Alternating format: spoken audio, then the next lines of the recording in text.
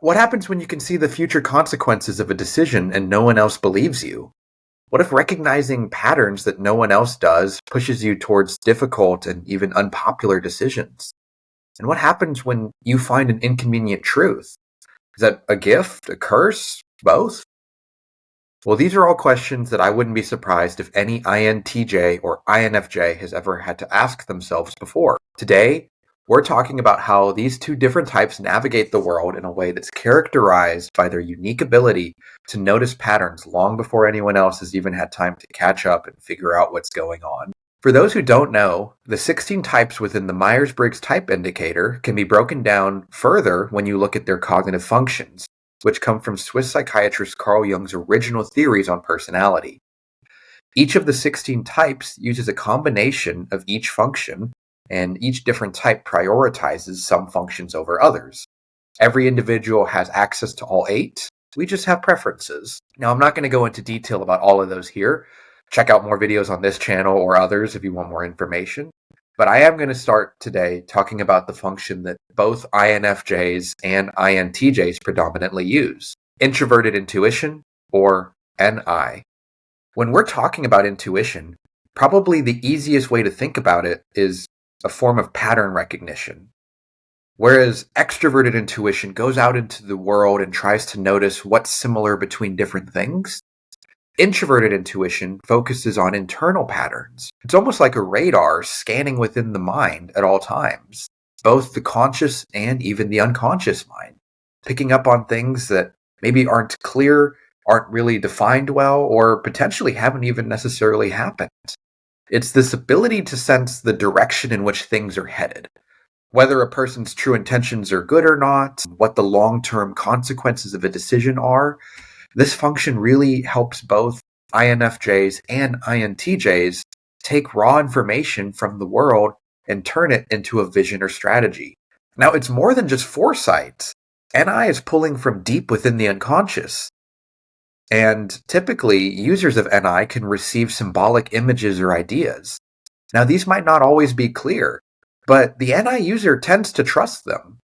For INTJs, these visions can get executed out through strategic planning using their secondary function. Usually, their extroverted thinking allows them to cut through the noise of whatever else is going on to find the optimal solution.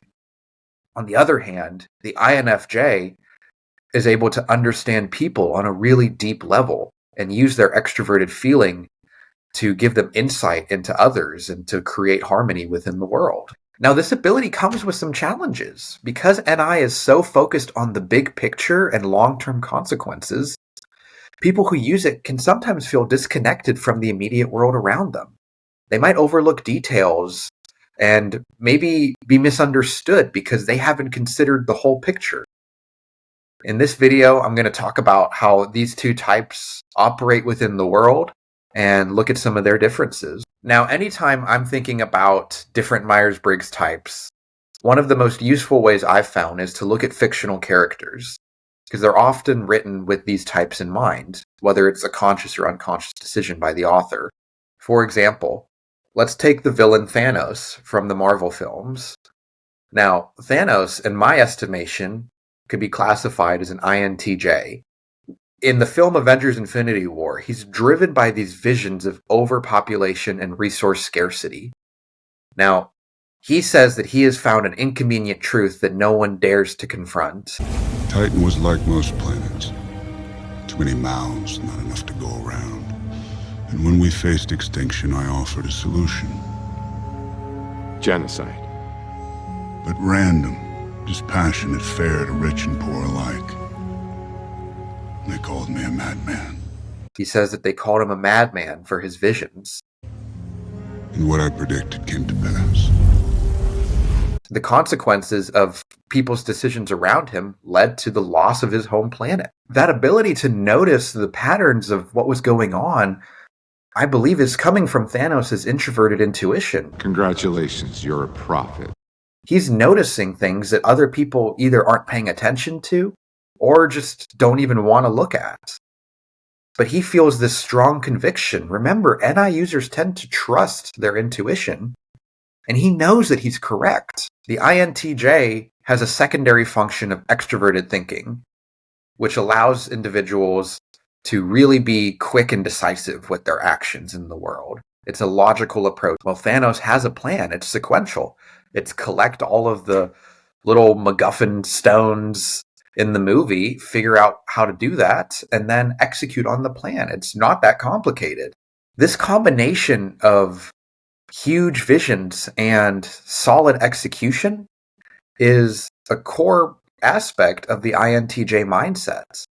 Whereas most people might view Thanos as a monster, from the INTJ perspective, he's just fixing a problem that he's found. Now, INTJs in film and TV often get tagged as villains, and it's for these big visions tied with the strong ability to execute on them.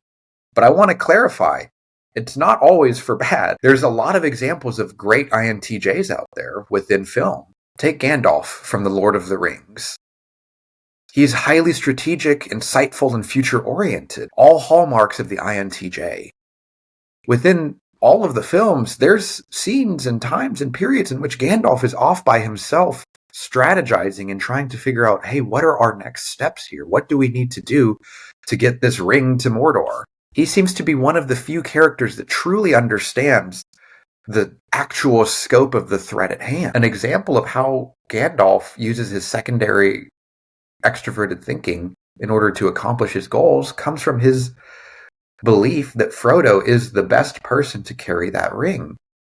From a combination of his visions and his planning, he's able to understand, hey, even though it might not make the most sense for this small hobbit to be the one to carry this massive load, well, maybe that's what made the most sense, and maybe that's what would break the enemy's strategy, because no one would expect someone as small as Frodo to be the one carrying the ring. Unlike his fellow INTJ Saruman, Gandalf uses his strategic insights not to dominate or intimidate, but to protect and uplift.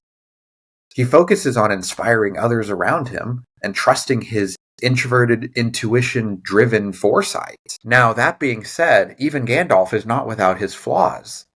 Gandalf does not hesitate to sacrifice those closest to him, those he professes to love. Tell me, what words of comfort did you give the halfling before you sent him to his doom? The path that you have set him on can only lead to death. You can see in the scene added to Return of the King in the extended edition with Saruman, Christopher Lee's character asks Gandalf, how many people are you willing to sacrifice? Which hits at this idea that, well, Gandalf does care ultimately about making sure this vision is achieved. Sometimes that does come at the cost of life. Now, on the other hand, let's take a look at the INFJ. Where do they differ from the INTJ?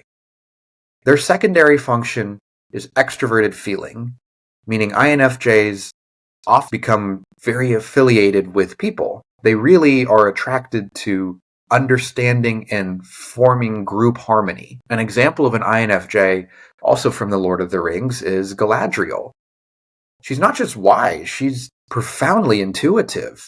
INFJs like Galadriel are masters at reading people and situations, not just for what they are, but for what they could become. And this even includes a look inwards. We can see this when Galadriel is tempted by the One Ring. You offer it to me freely. The vision she sees isn't just power from the ring, it's the entire scope of the outcomes if she was to be the one to take the ring. In place of a Dark Lord, you would have a queen! Not dark, but beautiful and terrible as the dawn! Treacherous as the sea! Stronger than the foundations of the earth! All shall love me and despair! Here, her NI is showing her dark side.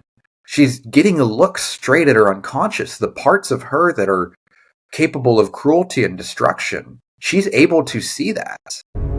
I passed the test. Now, I would argue that being able to understand things like that comes from development. What do I mean by development? Well, as we grow, our ability to tap into each function increases over time, ideally, if you're doing the work.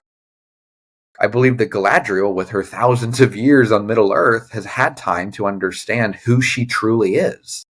And even in the face of temptation, she's able to understand, hey, maybe this isn't for me. Maybe I shouldn't be the one to take this thing. She really recognizes that giving in would harm those that she wants to protect, really showing how INFJs can often balance their intuition with a deep care for others.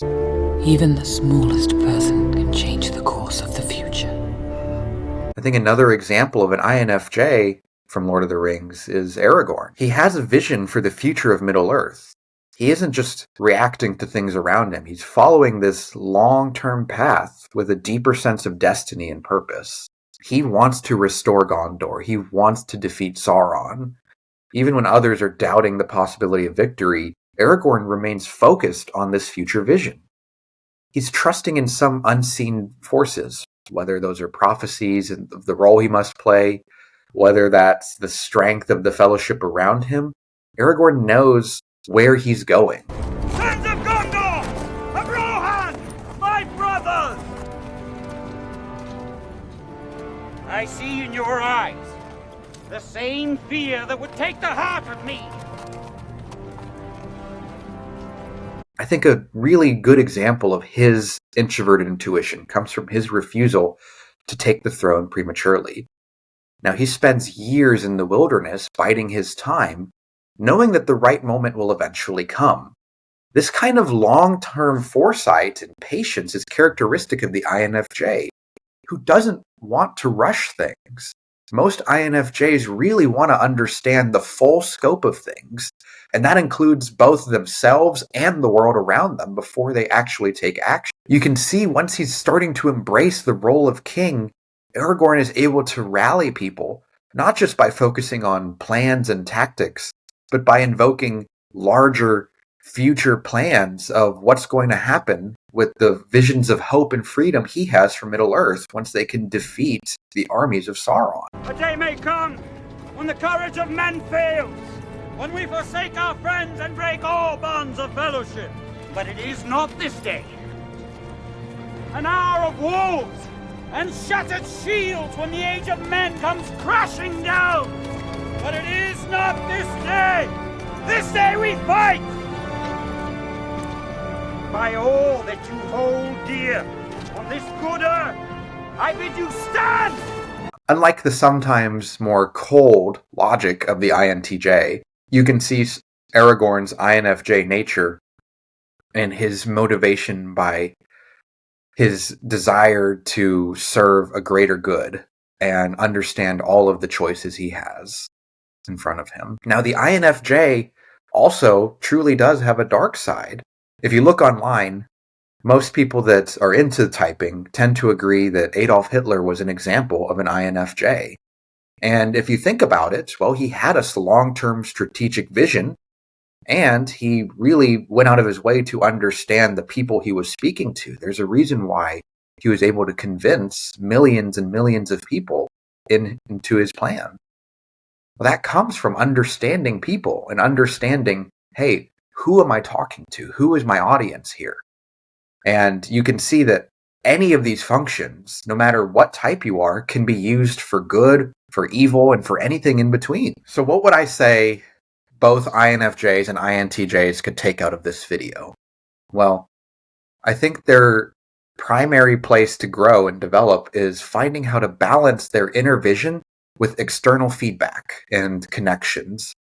So within the INTJ, they have really solid logical plans, but maybe they need to understand, hey, what's the emotional outcomes here? What are people going to think of this plan?